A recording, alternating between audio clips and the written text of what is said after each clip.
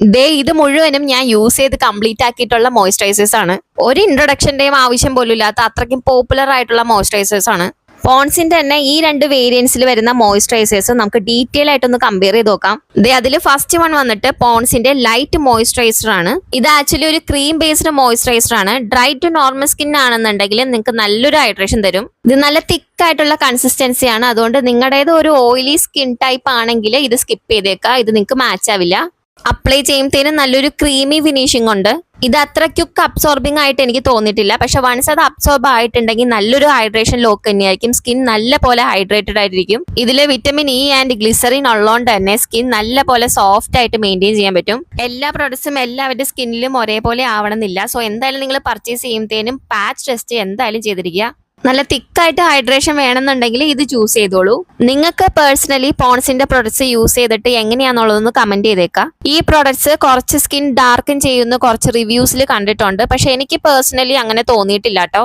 Second one പോൺസിന്റെ തന്നെ ഈ ഒരു സൂപ്പർ ലൈറ്റ് ജെൽ മോയ്സ്ചറൈസർ ആണ്. ഒരു ഡൗട്ടും കൂടാണ്ട് തന്നെ റീപർച്ചേസ് ചെയ്തുകൊണ്ടിരിക്കുന്ന ഒരു ഐറ്റം ആണിത്. Because is worth the hype. പേര് പോലെ തന്നെ ജെൽ ബേസ്ഡ് ആണ്, ഓയിൽ ഫ്രീ ആണ്, ലൈറ്റ് വെയിറ്റ് ആണ്, ഹൈലറോണിക് ആസിഡും വൈറ്റമിൻ ഇ ഉള്ളതുകൊണ്ട് തന്നെ സ്കിൻ നല്ല പോലെ റിപ്പയറും ഗ്ലോയും ആക്കും.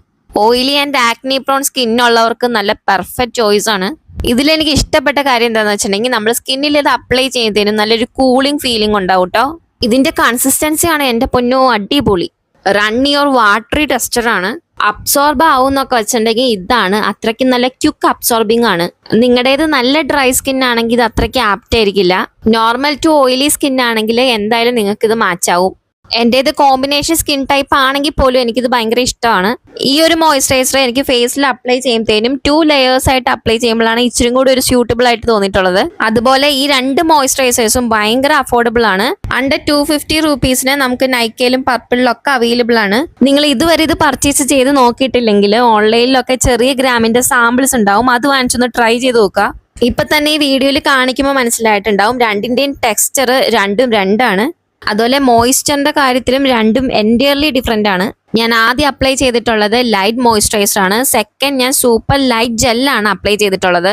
സോ കൺക്ലൂഡ് ചെയ്ത് പറയുകയാണെങ്കിൽ ഓയിലി സ്കിൻ ആണെങ്കിൽ go for super light gel, dry skin ആണെങ്കിൽ go for light moisturiser. So purchase ചെയ്യേണ്ട ലിങ്ക് ബയോയിൽ കൊടുത്തേക്കാം. വീഡിയോ ഹെൽപ്ഫുൾ ആയിട്ടുണ്ടെങ്കിൽ please to subscribe and see you in my next video.